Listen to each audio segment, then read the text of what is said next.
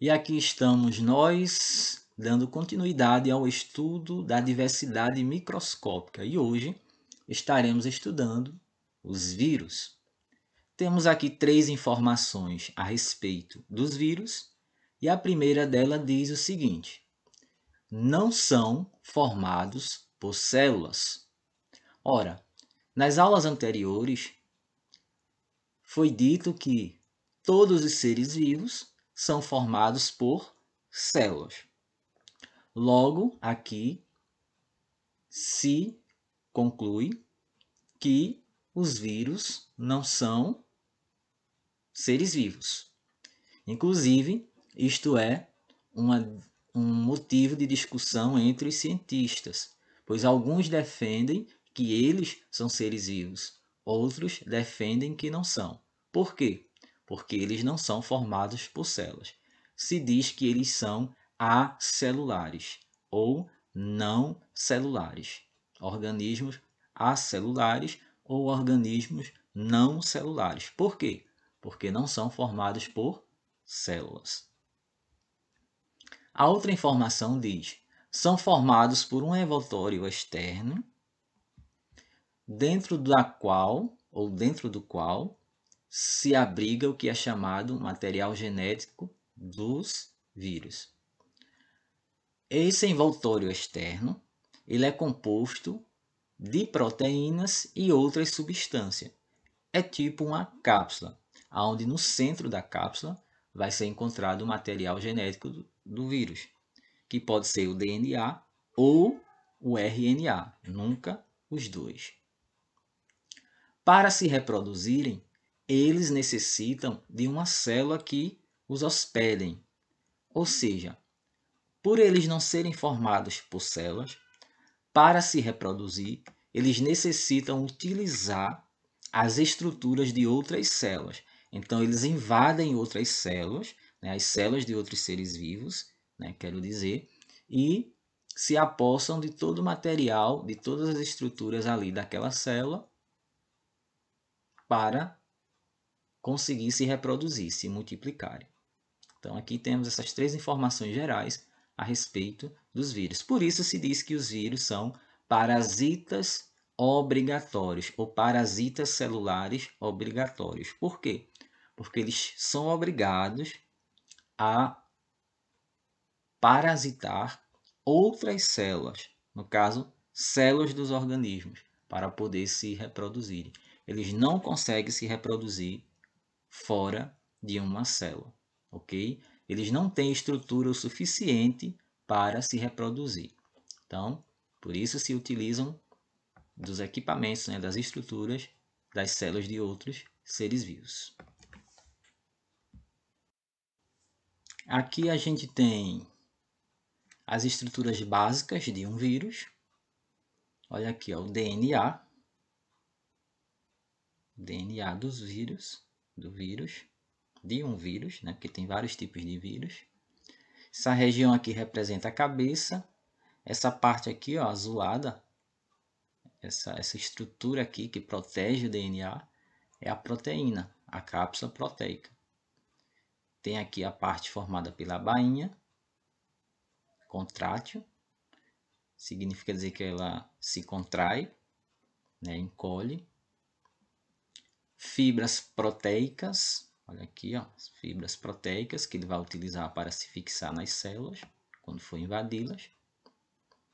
E toda essa região aqui corresponde à região da cauda. Região da cabeça vai ser encontrado o DNA e a cápsula proteica. Na região da cauda, a bainha contrátil e as fibras proteicas. Gente, aqui é uma representação de um vírus, ok? Que só é possível visualizá-los através de microscópios eletrônicos, ok?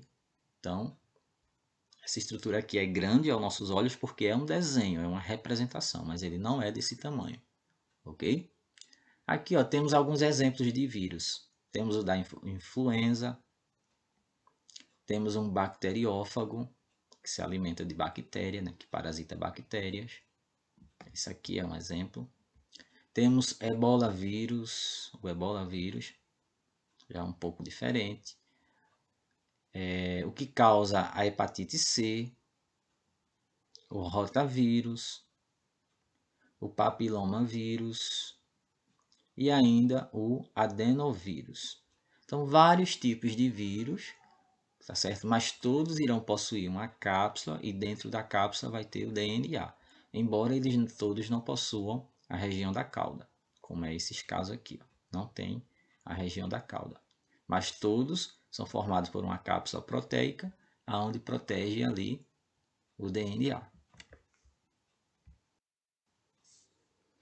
E aqui, ó, temos a reprodução dos vírus. Então, ó, por não ser uma célula, o vírus precisa invadir uma célula e usar a sua estrutura para produzir novos vírus, como foi dito no início. Então, aqui a gente tem uma célula de uma bactéria. O vírus se fixou na membrana dela.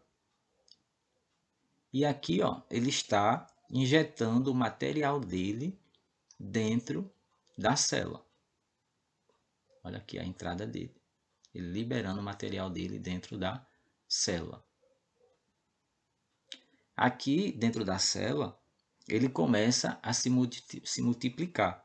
Aquele material genético, aquele DNA que ele injetou dentro da bactéria, começa a se multiplicar e a formar vários vírus. Então, ó, foi um e aqui já temos vários. Se multiplicam tanto dentro da célula que a célula começa a se romper, a membrana se rompe, ela estoura e libera todos os vírus. Esses vírus vão invadirem novas células e se multiplicarem. Okay? Então, esse é o processo de reprodução dos vírus. Observem que eles não formam a célula, eles precisam invadir outra célula para se reproduzir. Então, por isso que eles são chamados de acelulares, porque não apresentam célula, e parasitas obrigatórios, ou parasitas celulares obrigatórios, porque precisam parasitar outras células e usar as estruturas dessa outra célula para se multiplicar. Doenças causadas por vírus. Pessoal, a palavra vírus significa veneno, tá certo? Vírus é uma palavra usada para veneno, ok? Aqui temos algumas doenças, ó. A AIDS, o sarampo, a cachumba, a hepatite infecciosa, a febre amarela, ebola, dengue, febre chikungunya, catapora ou varicela, varíola, raiva, não é essa raiva que a gente tem não, tá certo? É uma que, por exemplo, o morcego tem, o cachorro tem. Poliomielite ou paralisia infantil e gripe. E ainda tem aqui o corona, né? Que é bastante comentado atualmente. Então aqui temos algumas doenças causadas por vírus. Pelo menos nesta aula não iremos falar sobre elas, okay? Porque são muitas e fica difícil de falar detalhadamente sobre elas. Mas é importante falarmos que essas doenças podem ser transmitidas através de secreções, como saliva, por exemplo. Tá certo? Então, algumas delas são transmitidas dessa forma, outras pela picada de insetos, outras pela relação sexual, como é o caso da AIDS. Então, tem várias formas de contágio possíveis para a infecção de um vírus. As infecções causadas por vírus chamamos de viroses. Então, uma pessoa que está com infecção causada por um vírus, a gente fala que ela está com virose.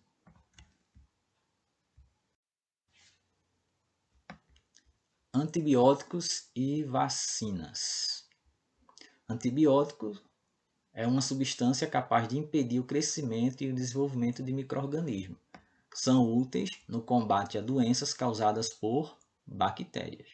Então, quando o médico identifica uma doença e vê ali que aquela doença é causada por uma bactéria, então ele vai receitar, vai passar ali um antibiótico. Ele vai indicar um antibiótico. Já a vacina são substâncias que enganam o nosso corpo, fazendo-o achar que foi invadido pelo agente causador de certa doença. Assim, o corpo se prepara para se proteger. Como? Produzindo anticorpos. Por exemplo, a vacina contra a gripe. A vacina contém substâncias que, ao chegar no nosso corpo, vai fazer com que o nosso corpo produza anticorpos. Então, o nosso corpo já vai ficar preparado. Quando um vírus que causa a gripe invadir o nosso corpo, já vai encontrar esses anticorpos que vão matá-los, que vão destruí-los. E assim a gente fica imunizado contra o vírus. Então, uma pessoa está imunizada quando ela está preparada, ou seja, quando ela tem produzido anticorpos para combater determinado vírus, determinados micro-organismos. Esta foi mais uma aula de ciências. Espero que você tenha gostado dessa parte, né, do nosso conteúdo que fala sobre micro-organismos. Lembrando que você deve assistir às aulas anteriores para ir compreendendo essas aulas e as que vêm por aí, certo? Sempre que possível, revise, assista novamente as aulas na sequência.